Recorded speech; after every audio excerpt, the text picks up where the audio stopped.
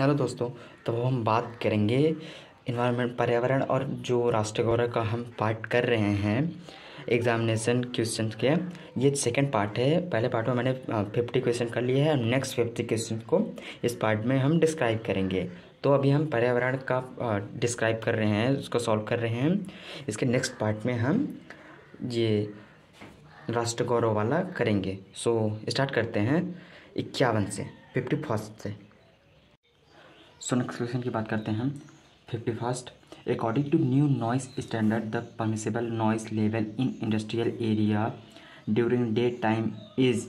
तो मतलब नए ध्वनि मानक के अनुसार ध्वनि को जायज़ स्तर पर परमिसेबल लेवल है, मतलब इसका सही स्तर क्या है। तो परमिसिबल मतलब परमिशन कितने स्तर की मिली हुई है। तो इसका आंसर है पहला वाला 75 dB। तो 51 का फर्स्ट एंड सेकेंड। अब आगे बढ़ते हैं 52। The best way to dispose plant waste is. पौधों के कचरे को निपटाने का सबसे अच्छा तरीका है। तो सबसे अच्छा तरीका है इसका खाद बनाना। सुना भी होगा हमने, खाद बनाना। तो कंपोस्टिंग कंपोस्टिंग सबसे अच्छा तरीका है। नेक्स्ट बात करते हैं हम 53 के बारे में। 53 वाला क्या है। Two different species can not live for long duration in the same niche और हैबिट्स दिस लॉ इज़। मतलब दो अलग अलग प्रजातियाँ एक ही जगह या निवास स्थान में लंबे समय तक नहीं रह सकती। यह नियम किसने दिया है, मतलब कौन सा नियम है ये। तो ये है हमारे ये चौथा वाला कम्पिटिटिव एक्सक्लूजन प्रिंसिपल, प्रतिस्पर्धी बहिष्करण सिद्धांत। तो ये वाला है 53 का फोर्थ। तो इस नियम को ये डिस्क्राइब करता है। आगे बात करते हैं नेक्स्ट क्वेश्चन। नेक्स्ट क्वेश्चन है species A minus and species B plus shows the following interaction. इस वाले क्वेश्चन मेरे को थोड़ी सी प्रॉब्लम आ रही थी, थोड़ा सा कन्फ्यूजन था, इसलिए मैंने इसको सॉल्व नहीं किया है। इसको अलग से देख लेंगे बाद में जब इसको कंप्लीट कर लेंगे। नेक्स्ट क्वेश्चन पे भी बढ़ते हैं। टाइम ना ख़राब हो इसलिए इस पर टाइम नहीं वेस्ट कर रहे हैं, इसमें थोड़ी कन्फ्यूजन है, इसको बाद में दूर कर लेंगे। Next question 55th। In almost all Indian metropolitan city like Delhi the major atmospheric pollutant is या आर। दिल्ली जैसे सभी भारतीय महानगरीय शहरों में प्रमुख वायुमंडलीय प्रदूषण है। तो दिल्ली जैसे प्रमुख कौन सा है। तो ये है पहला कौन सा है, सस्पेंडेड पार्टिकुलेट मैटर SPM। तो यही वाला निलंबित कण पदार्थ। तो ये 55 का ये पहला ही होगा आंसर, निलंबित कण पदार्थ SPM। नेक्स्ट क्वेश्चन की बात करते हैं 56th। The logo of WWF is. So WWF का लोगो क्या है, ये होगा जाइंट पांडा। हाँ यही। तो WWF का लोगो है जाइंट पांडा, विशालकाय पांडा। आगे 57 की बात करते हैं 57। In the sun heat and light are produced by. सूर्य से ऊष्मा और प्रकाश किसके द्वारा उत्पन्न होते हैं। तो सूर्य से ऊष्मा और प्रकाश किसके द्वारा उत्पन्न होते हैं। तो ये होते हैं हमारे न्यूक्लियर रिएक्शन के द्वारा। तो 57 का ये थर्ड वाला हो जाएगा, न्यूक्लियर रिएक्शन के द्वारा सूर्य से ऊष्मा और प्रकाश उत्पन्न होते हैं। ठीक है। नेक्स्ट बात करते हैं 58th। A non conventional source of energy. ऊर्जा एक गैर पारंपरिक स्रोत है। ऊर्जा एक गैर पारंपरिक स्रोत। तो इसका आंसर क्या होगा, इसका आंसर है हमारा सूरज। ऊर्जा का गैर पारंपरिक स्रोत है सूरज, sun. Next 59th। Biogas is. Biogas है, इसमें से क्या है बायोगैस। तो 50 to 70% of methane, 30 to 40% of carbon dioxide. Third वाला है हाइड्रोजन एंड हाइड्रोजन सल्फाइड या ऑल ऑफ द अबव। ठीक है। तो इसमें ये चारों ये तीनों इसमें हैं, मतलब चारों के चारों। All of the above. तो ये हो गया पूरा। नेक्स्ट बात करते हैं 60 वाला 60। The Tehri dam is located in. तो टिहरी बांध स्थित है, कहाँ पे स्थित है? हमारे उत्तराखंड में। इसको बहुत बारी पढ़ा होगा हमने। उत्तराखंड में हमारा टिहरी डैम स्थापित है। ठीक है, आगे बात करते हैं 65। In paddy field blue green algae are grown. धान के खेत में नील हरित शैवाल उगाए जाते हैं। तो धान के खेत में नील हरित शैवाल उगाए जाते हैं। किस लिए उगाए जाते हैं? तो इसमें to increase fertility of soil, मतलब मिट्टी की उर्वरकता को बढ़ाने के लिए उगाए जाते हैं। तो इसका 61 का दूसरा वाला हो जाएगा हमारा आंसर। आगे बढ़ते हैं, नेक्स्ट क्वेश्चन हमारा 62। The archaebacteria form in extreme salty areas. तो अत्यधिक नमकीन क्षेत्रों में पाए जाने वाले आर्क बैक्टीरिया कौन से हैं? तो ये है हमारा हेलोफाइल्स। 62 का पहला हो गया। आगे बढ़ते हैं 63। The problems caused by air pollutants basically effect. तो जो वायु प्रदूषकों के कारण होने वाली समस्या मूल रूप से प्रभावित करते हैं। किसको किसको प्रभावित करते हैं? इसमें है सही आंसर इसका सर्कुलेटरी एंड रेस्पिरेटरी सिस्टम, मतलब परिसंचरण एवं श्वसन तंत्र में। ठीक है, 63 का थर्ड। आगे next question 64। Which of the following may be used in reclamation of soil. निम्नलिखित में से किसका उपयोग मिट्टी के सुधार में किया जा सकता है? तो किसका सुधार किया जा सकता है? इस क्वेश्चन का मेरे को दो में कन्फ्यूजन है। अब ऐसा सोच सकते हैं ये क्वेश्चन नहीं आया, बाद में इसको कोशिश करेंगे, मिल जाएगा तो बाद में कर लेंगे डिस्कस। अभी इसके लिए माफ़ी चाहता हूँ, ये वाला भी नहीं आया। दो क्वेश्चन छूट चुके हैं इसमें, कोई नहीं, हो जाएगा, लास्ट में इसको डिस्कस कर लेंगे। आगे बढ़ते हैं 65 का। What percent of the total geographic area of India is occupied by the protected areas. मतलब भारत के कुल भौगोलिक क्षेत्र के कितने प्रतिशत पर संरक्षित क्षेत्र का कब्जा है? तो कितने परसेंट का कब्जा है भारत का? तो ये है हमारा 5% तक का, मतलब 65 का फोर्थ 5%।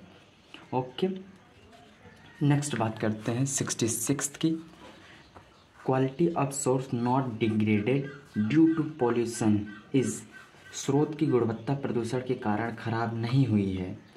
तो किसके कारण खराब नहीं हुई है? तो ये सन के कारण, सूरज के कारण नहीं हुई है। 66 का पहला। अब देखते हैं हम 67 वाला है।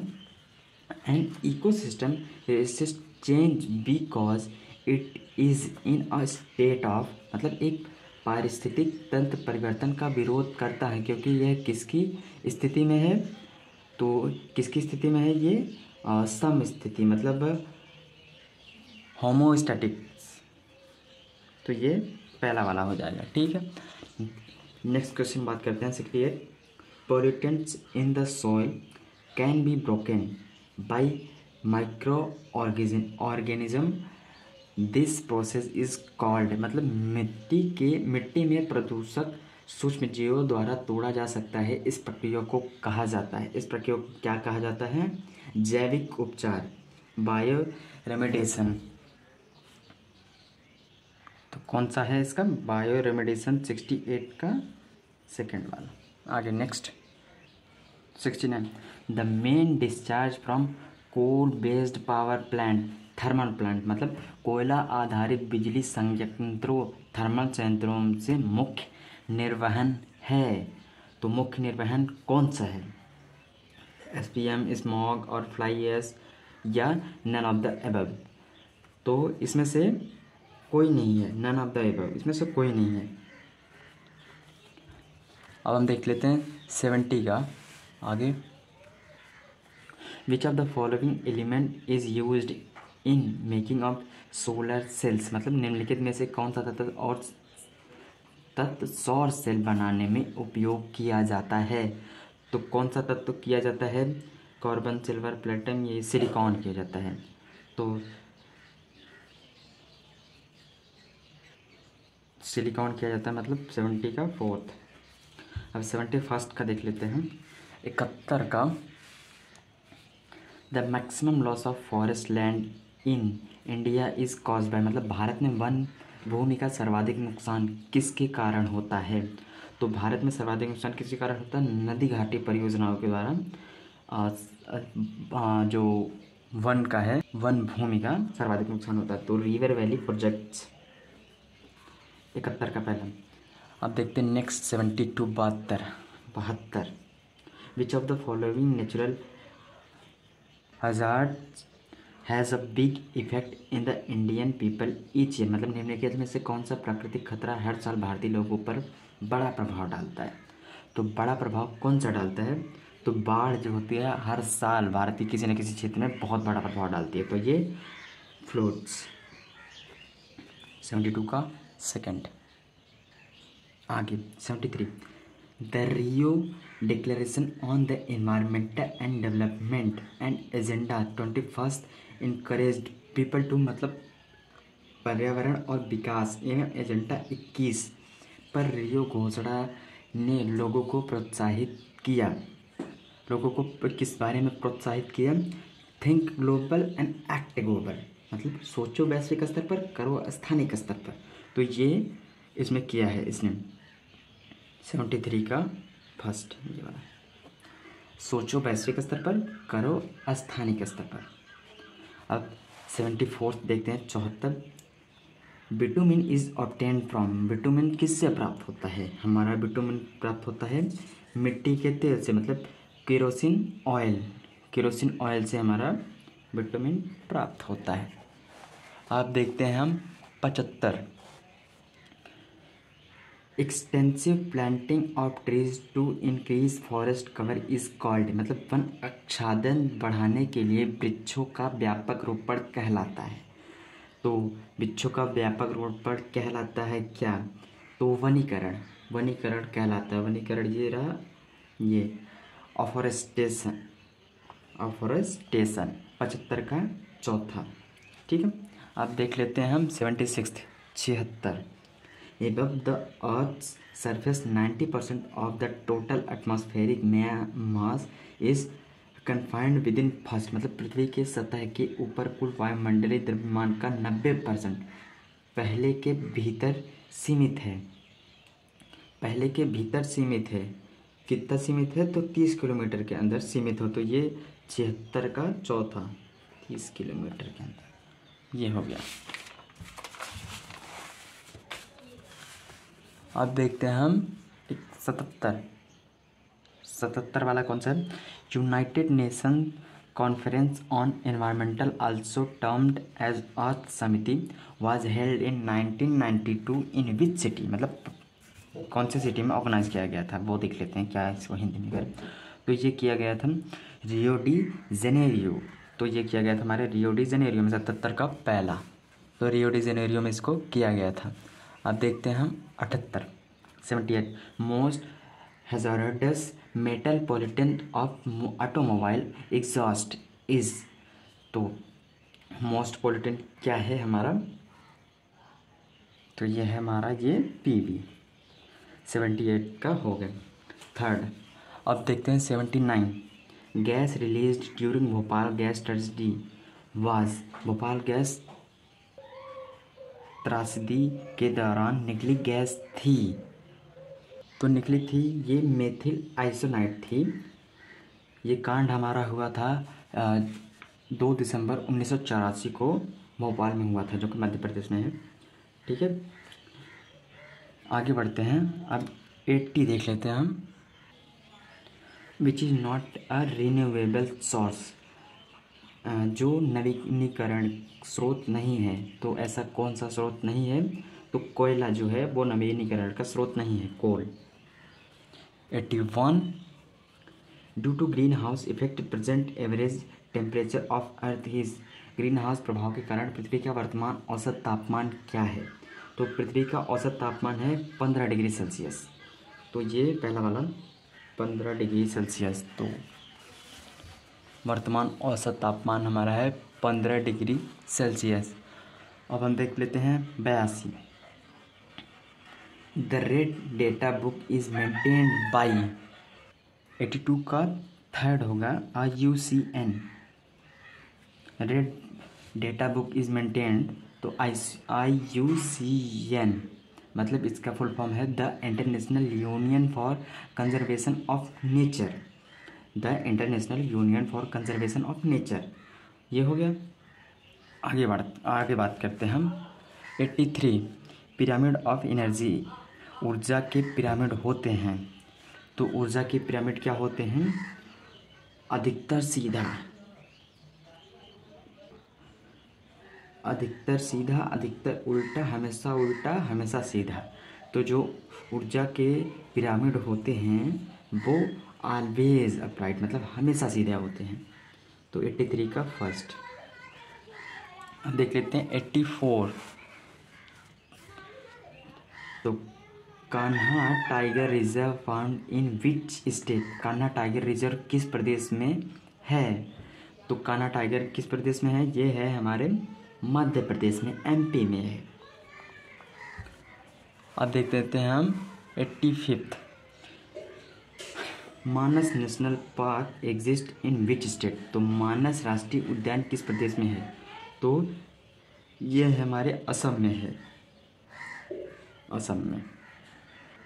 तो 86 है elephant project started in which year? तो हाथी परियोजना कब शुरू हुई? तो हाथी परियोजना शुरू हुई थी हमारी 1992 में। 1992 में हाथी परियोजना को शुरू किया गया था। फरवरी 1992 में इसको शुरू किया गया था। तो 86 का पहला। अब देख लेते हैं 87। तो Anuradha 7 is well known for which field? तो अनुराधा सामने किस क्षेत्र में कार्य के लिए जानी जाती हैं? तो किस क्षेत्र में कार्य के लिए जानी जाती हैं? वो पशु अधिकार मतलब एनिमल्स राइट। आगे 88। REDD plus programme is related with? तो रेड प्लस प्रोग्राम किससे रिलेटेड है? तो ये है हमारे ये IUCN से रिलेटेड है हमारा। 88 का दूसरा। अब बात करते हैं 89 के बारे में। आर्गोग्राफ रिप्रेजेंट्स मतलब आर्गोग्राफ क्या प्रदर्शित करता है? आर्गोग्राफ हमारा क्या प्रदर्शित करता है? Climate types and crop types in specific climate मतलब विशेष जलवायु में जलवायु और फसलों का प्रकार। तो ये हमारा आर्गोग्राफ प्रदर्शित करता है। ठीक है, तो 89 का पहला। अब देखते हैं 90 क्या कह रहा है? Great red spot recently discovered eight which planet? किस ग्रह पर ग्रेट रेड स्पॉट की खोज हुई है? तो किस पे हुई है? हमारे जुपिटर पे हुई है, बृहस्पति पे। तो 90 का सेकेंड। अब देखते हैं हम 91। नीचे आ जाओ थोड़ा सा बस। तो 91 क्या है? What is the object of biofuel? जैव ईंधन का उद्देश्य क्या है? तो जैव ईंधन का उद्देश्य है forest cutting, food security, soil cutting. तो इसमें से कोई नहीं है।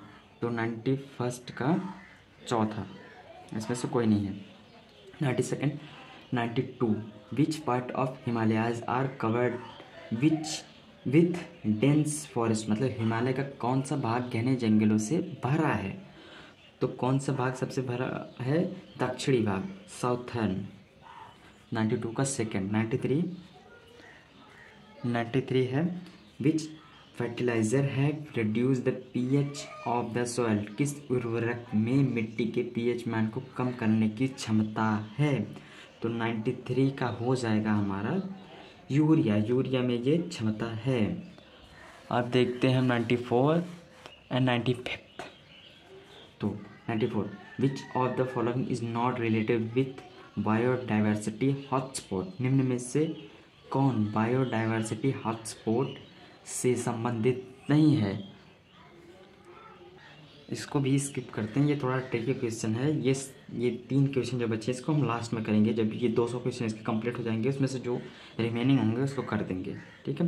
नेक्स्ट अभी बात करते हैं 95, which environmentalist propose the concept of biodiversity conservation. किस पर्यावरणविद ने जैव विविधता संरक्षण का सिद्धांत दिया है? तो किसने दिया है? तो हमारे इसमें नॉर्मन मेयर, न्यूटन और इसमें से किसी ने, ये नहीं थे, इनमें नाम नहीं है उनका जिन्होंने दे रखा है इसको। जिन्होंने दिया था उनका नाम थॉमस लॉफ्रे करके था, कुछ थॉमस तो याद है, लॉफ्रे या कुछ था उनका सरनेम याद नहीं है। इन्होंने 1980 में दिया था, ठीक है। तो 96 है, Lahugala Kitulana national park situated in which country. तो लाहुगला कितुलाना नेशनल पार्क किस देश में स्थित है? तो ये हमारे हैं इंडिया, जापान, भूटान, नेपाल। ये किसी में, इनमें से किसी में नहीं, ये तो श्रीलंका में है। ये शायद क्वेश्चन की मिस प्रिंटिंग है, क्या है, आई थिंक श्रीलंका में ये स्थित है। तो इसका श्रीलंका में है। आगे बात करते हैं 97, which is the biggest lake of salty water in Asia. तो एशिया की सबसे बड़ी खारे पानी की झील कौन सी है? तो सबसे बड़ी खारे पानी की झील है चिल्का झील, चिल्का लेक। तो ये हो गया 98। अब देख लेते हैं हम, पिन घाटी national park situated in which state. तो कौन से स्टेट में ये सिचुएटेड है? तो ये हमारे हैं हिमाचल प्रदेश में। 98 का फर्स्ट। अब देखते हैं 99, which award is made for great contribution in the field of wild life conservation. तो वन्य जीवन संरक्षण के क्षेत्र में उदम्य साहस दिखाने वाले को कौन सा पुरस्कार दिया जाता है? तो इनको कौन सा पुरस्कार दिया जाता है? तो 99 का है ये अटल अवार्ड, अमृता देवी बिश्नोई अवार्ड, मोदिनी अवार्ड। इसमें से कोई नहीं है ये, इसमें से नन ऑफ द अबव, इसमें से नहीं है। जो अवार्ड दिया जाता है वो है राजीव गांधी अवार्ड करके है, वो दिया जाता है इस क्षेत्र में, ठीक है। अब देख लेते हैं हम लास्ट क्वेश्चन इस पार्ट का 100, which one is govern green economy. मतलब ग्रीन इकोनॉमी किसके नेतृत्व में है?